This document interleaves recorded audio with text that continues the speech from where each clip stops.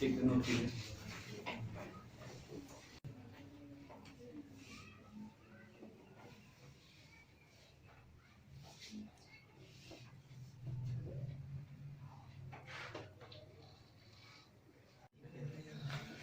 चलिए शांत रहिएगा। आज जो है आपका packing efficiency in BCC unit cell, BCC unit cell का संकुलित क्षमता क्या होता है इसके बारे में जानिएगा। पिछले क्लास में आपका सिंपल क्यूबिक यूनिट सेल का भी पैकिंग क्षमता बता दिए थे। उसके बाद फिर आपका face centred unit cell, cubic unit cell का भी पैकिंग क्षमता हो गया था। और आज जो जाना आपका बीसीसी का क्या होता है। चलिए ठीक है, पहले ये देखिएगा कि बीसीसी में एटम का अरेंजमेंट कैसे करते हैं। इसमें पहले तो क्या होता है, कॉर्नर पर एटम होता है और इसके अलावा एक एटम कहाँ होता है आपका, बॉडी सेंटर्ड में होता है।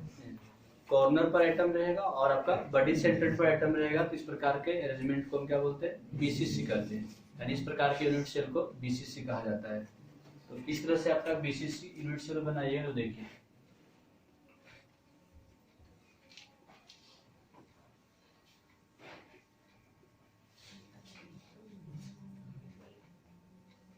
आठ कॉर्नर होते हैं, 8 कॉर्नर पर एक एटम रहेगा इस टाइप से,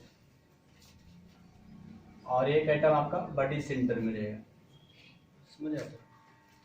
अब ये जो बॉडी सेंटर में जो एटम है ये 8 के टच में रहेगा, और ये सब आपस में टच में होगा कि नहीं होगा? ये सब नहीं होगा ना, क्योंकि जब ये सब आपस में टच रहेगा तो बीच वाला एटम फिर एडजस्ट नहीं हो पाएगा, क्योंकि सभी का तो शेप आपका आकार साइज सेम है।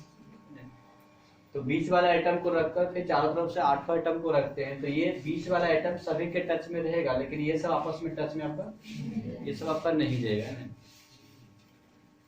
चलिए अब इसमें निकालने के लिए दो चीज कंसीडर करते हैं। स्फीयर ऑफ रेडियस को आर मानते हैं और ईड्स लेंथ को क्या मानते हैं, ए मान लेते हैं, मानते हैं।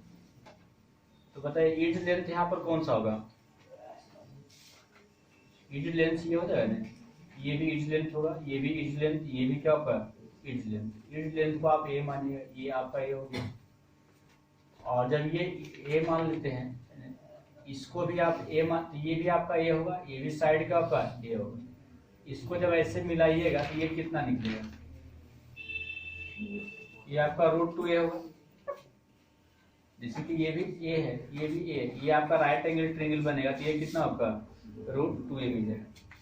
और फिर लेकिन ये जब निकाल रहे हैं तो इससे निकालने से आपको कोई फायदा भी नहीं हो रहा है, क्योंकि इसके आगे भी निकालना पड़ेगा। तो ये केवल आपका प्रोसेस बता रहा है ना। आगे क्यों निकालेंगे, क्योंकि हमें आगे बड़ी डायगोनल की आवश्यकता हुई। तो केवल डायगोनल हो गया, सरफेस पर डायगोनल हो गया ना गया, लेकिन सरफेस पर डायगोनल निकाल रहे हैं तो ये आपका सभी, ये दोनों आइटम टच में नहीं, रिलेशन नहीं दिखा पाएगा ना। तो रिलेशन कौन सा आपका दिखाएगा, जो सभी आइटम आपका टच में रहेगा। तो बॉडी डायगोनल इसका कौन सा होगा बता सकते हैं? इसका जो बॉडी डायगोनल होगा ये वाला होगा ना, ये वाला। अब इसका नाम दीजिएगा ना, इसको इधर ऐसे भी निकाल सकते हैं, या तो फिगर को इस तरह से भी कंस्ट्रक्ट कर सकते हैं, सबसे अच्छा रहेगा ये रहेगा ना। ये साइड आपका ए है, ये साइड आपका ए है, तो ये आपका क्या आपका √2a हो जाएगा। और फिर ये निकालिए तो आपका फिर कितना हो जाएगा, ये साइड ए, ये साइड ए, तो ये √2a हो जाएगा। और ये भी साइड ए दिया हुआ और ये √2 है, तो ये आपका √3 हो जाएगा।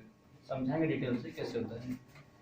यानी कहने का मतलब हो गया, जैसे आप स्क्वायर ले रहे हैं, एक क्यूब जब ले रहे हैं तो क्यूब के ऊपर सरफेस पर आपका कितने 4 आइटम है ना, ऊपर सरफेस पर आपका 4 आइटम इस टाइप से रहेगा। ये आपका 4 आइटम है, टच में नहीं है 4 आइटम, 4 आइटम आपका 4 आइटम के बीच में क्या गैपिंग है सभी के। ये आपका 4 आइटम ऊपर सरफेस में इस टाइप से। इसके लेंथ जो ईड लेंथ है ए हो जाएगा। ईड लेंथ का डिफरेंशियल जानते क्या होता है आपका distance between the centre of the sphere present at the corner. तो इसका ईड लेंथ सभी आपका ए हो गया। जब ईड लेंथ ए हो गया तो इसका डायगोनल क्या होगा, √2a। कैसे निकलेगा डायगोनल, तो देखिए इसको आप ए मान लेते हैं, ये बी और ये सी, तो ये ए बी सी यहाँ पर निकालते हैं सपोर्टेड ने। यही पार्ट यहाँ पर निकालें। देखिए ये हो गया, ए हो गया, और ये बी हो जाएगा, और एक अदब का सी हो गया। समझ है यहाँ पर? पहले तो बीसीसी में एटम कहाँ कहाँ पर होगा, सभी कॉर्नर पर होंगे और एक आपका बॉडी सेंटर में। बॉडी सेंटर का मतलब एक बीच में रहेंगे और सभी आपका कॉर्नर पर रहेगा। तो ये बीच वाला जो आइटम है ना, ये 8 आइटम के टच में रहेगा। जितना ऊपर 4 नीचे सभी के बीच वाला क्या होगा, टच में रहेगा। तो ये जो आपका जो बॉडी डायगोनल पे एक लगाना, उसके ऊपर कॉर्नर से ऐसे क्या रहेगा, नीचे कॉर्नर से, ये आपका बॉडी डायगोनल का लगेगा। अब ये बॉडी डायगोनल कैसे निकलता है, कोई भी क्यूब का बॉडी डायगोनल क्या होता है, √3 होता है। साइड यदि ये है तो उसका क्या होगा, √3 होगा। तो √3 कैसे निकलेगा वो भी थोड़ा एक्सप्लेन कर देते हैं। तो ये वाला आपका लाइन लेंथ निकालने के लिए पहले क्या कर दिया, ऊपर का डायगोनल निकालेगा, ऊपर का, समझ आप। तो ऊपर वाले कॉर्नर को इसके ऊपर वाले कॉर्नर से मिलाइएगा तो ऊपर वाला डायगोनल देगा। तो ऊपर वाला डायगोनल कैसे मिलेगा, यही ऊपर वाला पार्ट है ना, ये ए है, इधर भी ए है, इधर भी क्या आपका, या इधर भी ए है, तो आपका BC कैसे निकालिएगा। तो BC जो निकलेगा वो क्या होगा आपका √2a निकलेगा। तो यहाँ पर दो चीज पहले कंसीडर कर लेना है। यहाँ पर क्या लिए, हियर आपका रेडियस ऑफ स्फीयर जो है r मानिएगा, और आपका इड्ज लेंथ क्या होगा, इड्ज लेंथ को क्या मान सकते हैं, आपका a मान के चलते हैं। तो इसमें चलना है आपका इन ट्रायंगल आपका ABC बाय पाइथागोरस प्रमेय, Pythagoras theorem. In triangle ABC में पाइथागोरस थ्योरम जब लगाइएगा तो क्या हो जाएगा, BC बराबर जो होगा √AB का होल स्क्वायर प्लस का आपका AC का होल स्क्वायर, ये हो जाएगा ना।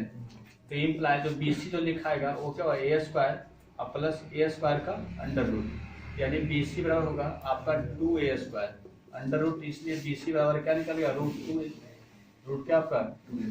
तो ये निकला है BC। अभी ये निकाले। अब ये BC वाले जो एटम है ना, जो स्फीयर है टच में नहीं है, तो ये आपका जो ये है डायरेक्ट आपका R के साथ रिलेशन नहीं देगा। R के साथ रिलेशन वही साइड देगा जिसमें आपका स्फीयर सभी का टच में रहेगा। तो कौन सा स्फीयर सभी के टच में है, डायगोनल एलिमेंट वाले जो स्फीयर आएगा, समझ रहे आप। तो अब क्या कीजिएगा, देखिए ये निकल गया √2 है ना। अब इस फिगर को अलग निकालते हैं। एक आइटम ये रह गया, एक आइटम ये है और एक आइटम ये हो गया। ये जो आपका बॉडी डायगोनल पर है, और इधर जो साइड है क्या है आपका ए है। ये जो आपका लेंथ है और इसका लेंथ क्या आपका है √2 है, और ये 90 डिग्री एंगल बनेगा। ये क्या बने आपका 90 डिग्री एंगल। तो ABC हो गया, और इसको आप D मान लीजिएगा। ये था B था ना, यहाँ पर C था, यहाँ पर क्या मानता आपका D मानते। समझ रहे बढ़िया से, नहीं समझना तो इधर देखिए ऊपर रूम में है ना, ऊपर वाला उधर कॉर्नर का इस कॉर्नर को मिलाइएगा, वो लाइन जो निकला है √2 आया है, जो यहाँ पर आपका BC है ना। अब वो वाला लाइन जब √2a आया है, और ये लाइन मालूम है, ये लाइन क्या आपका है A है, तो इसको नीचे वाले उसके ऊपर से जब मिलाइएगा तो वो देखिए क्या निकलेगा, ये भी राइट एंगल ट्रायंगल बन रहा है कि नहीं बन रहा है, समझ रहे यहाँ पर। तो ये जब A हो गया और वो √2a हो गया, तो ये निकाल लिएगा। तो पाइथागोरस प्रमेय से भी लगेगा, क्योंकि इसके बीच और उसके बीच का 90 डिग्री कोण बन रहा है ना। तो √2a ऊपर वाला लाइन हो गया, और ये आपका नीचे वाला वो सामने ऐसे वाला है ना, वर्टिकली दोनों के बीच 90 डिग्री बन रहा है। तो 90 बन रहा है तो ये निकल देगा CD। तो ये भी राइट एंगल ट्रायंगल ही है, ये भी क्या आपका है राइट एंगल ट्रायंगल। तो नेक्स्ट अब क्या लिखेगा, एंगल्स आपका इन ट्रायंगल किसमें होता है आपका BCD है ना। एंगल जो B है वो 90 डिग्री है, देयरफॉर बाय क्या होगा पाइथागोरस थ्योरम, इसमें भी पाइथागोरस थ्योरम लग जाएगा। तो जब पाइथागोरस थ्योरम लगाइएगा तो क्या होगा, इसमें CD बराबर जो होगा ना, CD बराबर जो होगा आपका BC का होल स्क्वायर अब प्लस फिर का आपका BD का आपका होल स्क्वायर सबका √, हो जाएगा ना। तो इम्प्लाई CD जो होगा BC के जगह पर क्या रखिएगा √2a, तो √2a का होल स्क्वायर अब प्लस BD के जगह पर क्या रखिए आपका A का होल स्क्वायर सबका अंडर का आपका √। तो इम्प्लाई CD जो होगा इसको 2a स्क्वायर की जगह अब प्लस ये आपका फिर क्या होगा A स्क्वायर, √2 का स्क्वायरिंग 2 हो जाएगा ना, और A का स्क्वायरिंग का A स्क्वायर अब प्लस A स्क्वायर का A स्क्वायर रह गया। इम्प्लाई CD बराबर क्या लिखा गया 2a 3a स्क्वायर हो गया। 3 स्क्वायर का अंडर आपका रूट हो गया, 3 प्लस सी डी जो होगा रूट 3 हो गया, और ए स्क्वायर का वर्गमूल क्या होगा, ये होगा ना, तो सी डी वर्ग क्या निकले आपका रूट 3 हो गया। आप डायरेक्ट भी जानते हैं क्यूब, कोई भी क्यूब दिया तो उसका डायगोनल क्या होता है, रूट 3 होता है। इस तरह से निकाल भी दिए, क्या होगा, रूट 3 हो गया। यहाँ पे समझ में आ रहा होगा। तो एक तरीका से निकालने का सी डी इस तरह से निकला है, दूसरी तरीका सी डी कैसे निकलेगा, ये डिस्टेंस आर, इधर भी आर, इधर भी आर, ये भी कह रहा है, तो कितने आर हो गए यहाँ पर 4 आर आ जाएगा। तो अगेन दूसरी तरीका से क्या बोल सकते हैं, सी डी जो होगा आपका बराबर क्या होगा, आर प्लस 2r और फिर प्लस आर है 1 है, तो सी डी बराबर आपका 4r हो गया। तो देयरफॉर इसलिए आप बोल सकते हैं रूट 3a बराबर क्या हो जाए आपका 4r। तो ये दोनों में रिलेशन निकला है ना, किसमें आपका इट्स लेंथ और आपका रेडियस ऑफ स्फीयर भी, समझ यहाँ तक। अब इसको यदि सॉल्व करना है तो इसलिए a बराबर क्या निकलेगा आपका 4r बटे का आपका रूट 3, ये निकल गया a बराबर 4r बटे रूट 3। यहाँ तो किसी को दिक्कत नहीं है। अब रिलेशन निकल गया दोनों के बीच में, तो आपका क्या निकालना, नेक्स्ट आपका volume occupied by the sphere निकालिएगा। उसके बाद फिर आपका volume of the unit cell निकालिएगा। दोनों का रेशियो निकाल कर फिर 100 से क्या कीजिए आपका मल्टीप्लाई कीजिए, तो फिर क्या निकल जाए आपका पैकिंग इक्वेशन से निकल जाएगा। समझ रहे हैं यहाँ तक। चलिए ठीक है, तो नोट कीजिए।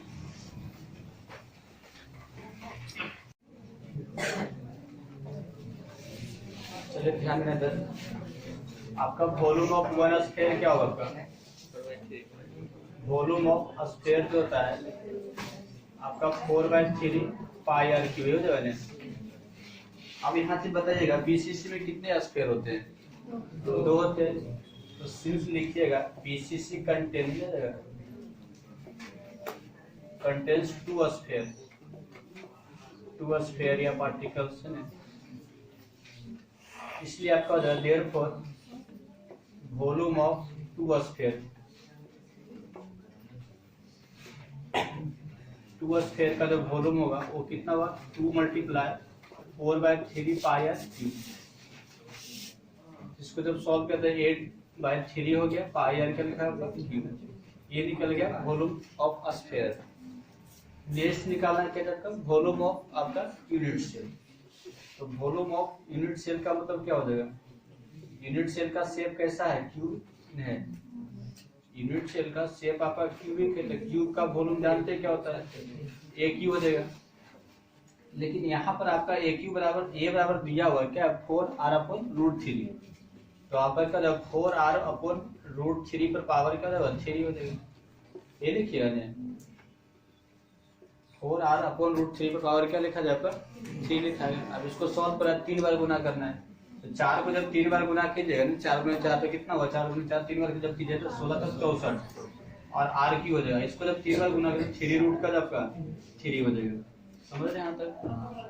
अब नेक्स्ट क्या निकालना है आपका परसेंटेज वॉल्यूम ऑक्युपाइड।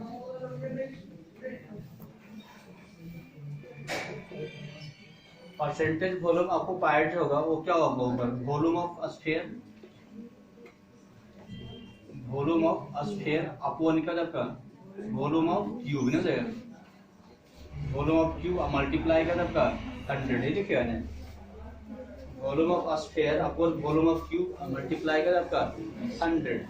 तो वॉल्यूम ऑफ स्फीयर कितना निकला हुआ था 8/3 था पाई आर क्यूब अपॉन आपका ऐसा कितना है 64 अपॉन 3√3 और इंटू आर क्यू है, आर क्यू कट जाएगा ना, और ये आपका 88 64 भी कट जाएगा और 3 भी कटेगा। समझ रहे ना 3 भी कट जाएगा। तो अब क्या लिखा है देखिए, तो √3 आपका ऊपर चल जाएगा, √3 पाई ऊपर हो जाएगा और 8 क्या रहेगा आपका नीचे रहेगा है ना, और फिर मल्टीप्लाई 100 रहेगा। तो इसको क्या लिखे बराबर करके आपका √3 पाई ऊपर चला गया और 8 आपका नीचे मल्टीप्लाई कर आपका 100। समझ यहाँ पर √3 ऊपर जाएगा ना, और ऊपर पहले से पाया था तो √3 पाई हो गया, नीचे आपका 8 रह गया पूरे 100। अब √3 का मान कितना होता है 1.732 होता है, और मल्टीप्लाई पाई का मान कितना होता है 3 पॉइंट आपका 14 है ना, अपॉन 8 हो गया, फिर मल्टीप्लाई आपका 100 हो गया। अब दोनों को मल्टीप्लाई करके 8 से भाग दीजिए,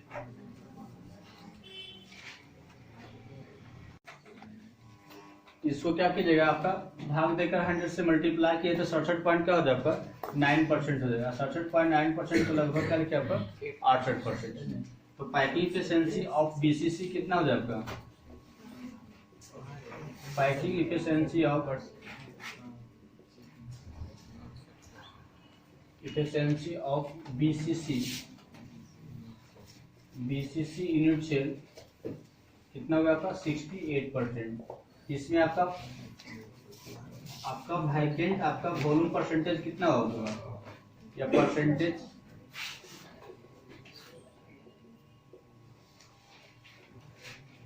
वैकेंट वॉल्यूम ये कितना होगा 100 माइनस 68 घटाइए तो कितना होगा आपका 32%।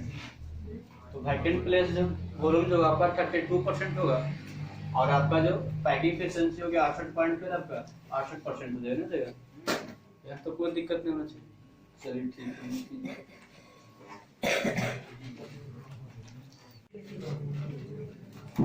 देखिए पहला आपका और सिंपल क्यूबिक यूनिट सेल जब सिंपल क्यूबिक यूनिट सेल लीजिएगा तो इसमें आपका क्या था a बराबर 2r होता है, ये याद रखिए a बराबर तो आपका 2r। और दूसरी इसका पैकिंग एफिशिएंसी कितना होगा, पैकिंग एफिशिएंसी जो होता है वो आपका 52.4%, याद रखिएगा। दूसरा है आपका four face centred unit cell, face centred cubic unit cell. इसमें आपका √2a बराबर क्या होगा आपका 4r। ये वाला मेरी याद रखिएगा ना, बाकी तो रिलेशन आपका निकल ही जाएगा ना। √2a बार क्या होगा 4r, इसी से यदि निकालिएगा तो a बार क्या होगा 2√2r हो जाएगा। a बराबर 2 क्या होगा 2r। दूसरी बात इसमें जो आपका होगा पैकिंग एफिशिएंसी इसका कितना होगा आपका 74% हो जाएगा। तीसरा जो है आपका four body centred cubic unit cell, four body centred cubic unit cell. इसमें आपका क्या होगा √3a इक्वल टू क्या होता है आपका 4r। ये मेन रिलेशन निकालने के था ना, इसी को सॉल्व करते ये वाला का 4r अपॉन कर आपका √3 हो जाएगा, समझ यहाँ पर। दूसरी इसका पैकिंग एफिशिएंसी कितना होगा आपका 68% हो गया। तो बताइए सबसे अधिक पैकिंग एफिशिएंसी किसका हो रहा है आपका, मतलब हाईएस्ट पैकिंग एफिशिएंसी किसका होता है आपका एफसीसी का है। पैकिंग एफिशिएंसी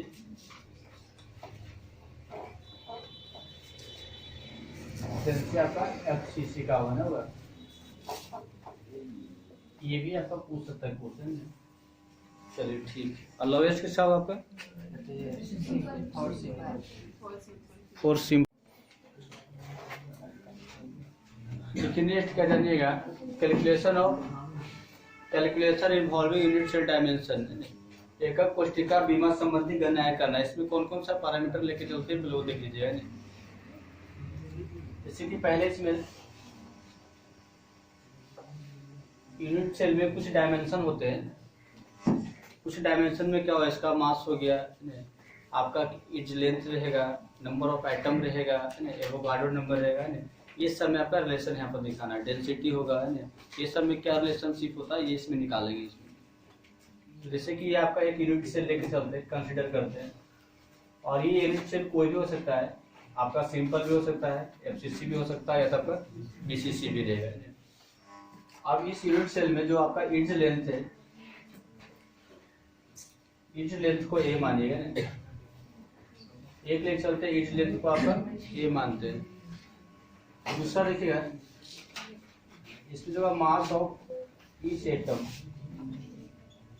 एटम को स्मॉल एम से लीजिएगा, और मोलर मास एक होता है ना, मोलर मास जानते हैं ना, मोलर मास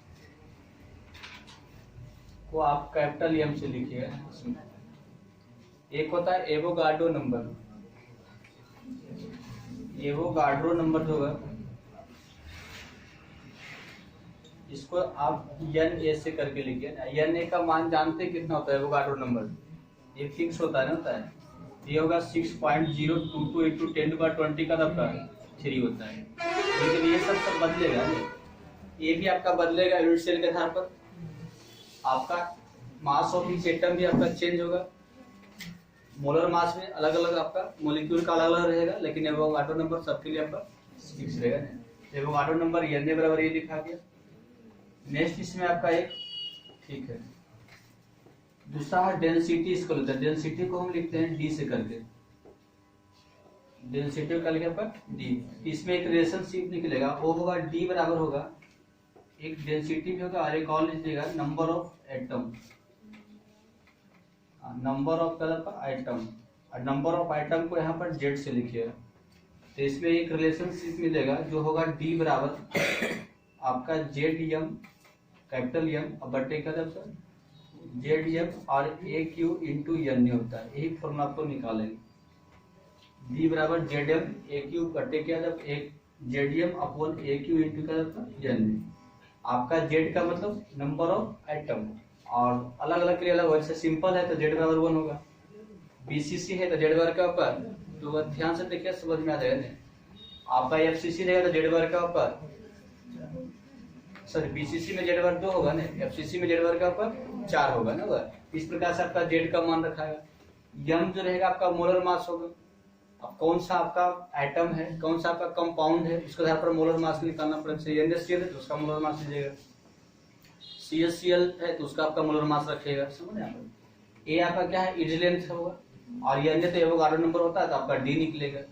इसमें से आपका कोई एक निकालने के लिए रहेगा। इसमें टोटल कितना डायमेंशन होगा, 1 2 3 4 5 है ना, 5 में से आपका 4 दिया रहेगा, कोई एक निकालने के लिए कहेगा। चलिए अब ये फॉर्मूला जो निकला है, रिलेशनशिप जो निकला है, किस तरह से निकलता है उसके बारे में यहाँ पर डिस्कस करते हैं। चलिए ठीक है, तो आपने पढ़े होंगे कि डेंसिटी का फॉर्मूला क्या होता है। डेंसिटी जिसको घन से बोलते हैं, द्रव्यमान बटे का तब का आयतन, यानी मास, मास बटे का तब का वॉल्यूम।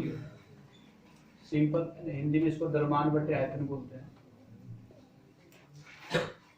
आयतन। चलिए यहाँ तो ये हो गया मास बटे वॉल्यूम हो गया।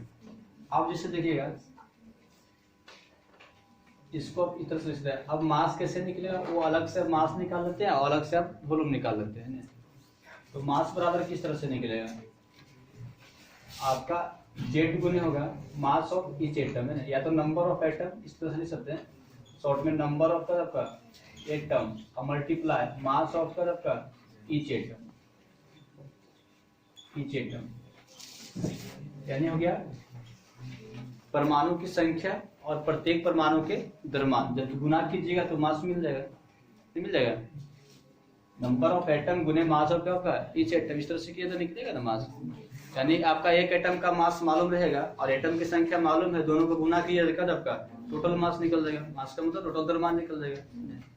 दूसरी बात, अब एक एटम का मास कैसे निकलता है, किसी का मोलर मास दिया हुआ तो उसमें एवोगाड्रो नंबर से डिवाइड किया तो एक एटम का मास निकलेगा। ये भी जानते हैं, जानते हैं कोई भी मॉलिक्यूल में कितने एटम होते हैं, या कोई भी आपका एक एटम, एक मोल ऑफ एटम लेते हैं तो उसमें कितने एटम होगा, एवोगाड्रो नंबर के बराबर होगा।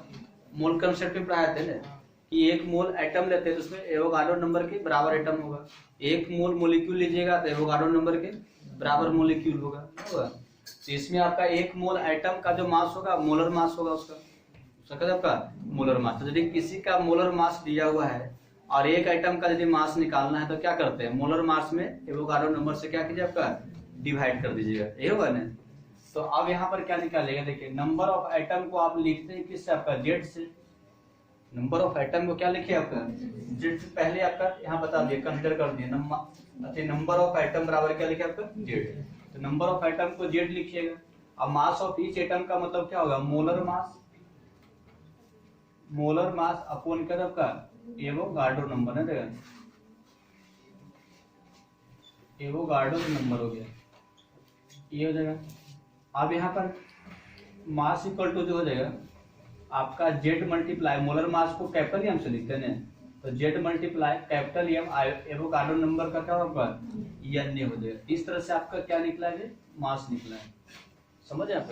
अब इसमें देखिए यहाँ जो आपका है हेयर, आपका जेड का अलग अलग वैल्यू होगा ना। आपका 4 यदि आप करते हैं सिंपल क्यूबिक यूनिट सेल, तो सिंपल क्यूबिक यूनिट सेल का जब बात कीजिएगा तो जेड बराबर क्या लीजिए आपका 1। दूसरी बात यदि आपका बीसीसी का कीजिएगा तो क्या होगा, जेड बराबर आपका बीसीसी के लिए किया था जेड बराबर क्या लीजिए आपका 2 होगा बड़े सेंटर यूनिट सेल में। और यदि एफसीसी के लिए किया था जेड बराबर क्या होगा आपका 4 हो जाएगा। ये समझ रहे ना? तो आपका यदि सिंपल क्यूबिक यूनिट सेल रहेगा तो जेड बराबर क्या लेना आपका 1 लेना, क्योंकि 1 आइटम होता है उसमें। आपका बीसीसी अरेंजमेंट हो रहा है तो जेड बराबर क्या लीजिए आपका 2 रहेगा, 2 आइटम होता है उसमें। और एफसीसी रहेगा तो क्या होगा 4 आइटम होगा। यहाँ भी समझ रहे हैं आप लोग? इस तरह से आपका जेड निकालेगा। और एनए का तो मान यहाँ लिखा हुआ 6.02 का 23। अब मोलर मास तो आपका निकालने के लिए जानते हैं, वो भी कंपाउंड है तो मोलर मास कैसे निकलता है। दूसरी अब नेक्स्ट क्या निकालिएगा, वॉल्यूम। तो वॉल्यूम कैसे निकले आपका, वॉल्यूम ऑफ यूनिट सेल। तो वॉल्यूम ऑफ यूनिट सेल का सिंपल यूनिट सेल का शेप कैसा होता है, क्यूब जैसा होता है ना। तो क्यूब का वॉल्यूम क्या होगा, ए क्यूब हो जाएगा, क्या होता है ए क्यूब। तो इसको यदि इक्वेशन 1 मान लेते हैं तो फ्रॉम इक्वेशन 1 से आप क्या कर सकते हैं, डायरेक्ट फ्रॉम इक्वेशन 1 से आपका डेंसिटी जो होगा, डेंसिटी यानी जो डी बराबर होगा मास, मास के बराबर क्या रखा है आपका जेड एम और अपन का आपका एन सब का बटा फिर का आपका ए क्यू नहीं हो जाएगा। इसको इस तरह से लिख सकते हैं, इंप्लाई करके डी इक्वल टू जो होगा आपका जेड एम ऊपर आ जाएगा और नीचे का आपका ए क्यू और गुने का आपका एन, इसका आपका रिलेशनशिप निकल गया। समझ में आया कि नहीं? कहीं और दिक्कत इसमें? ठीक है, नोट कीजिए।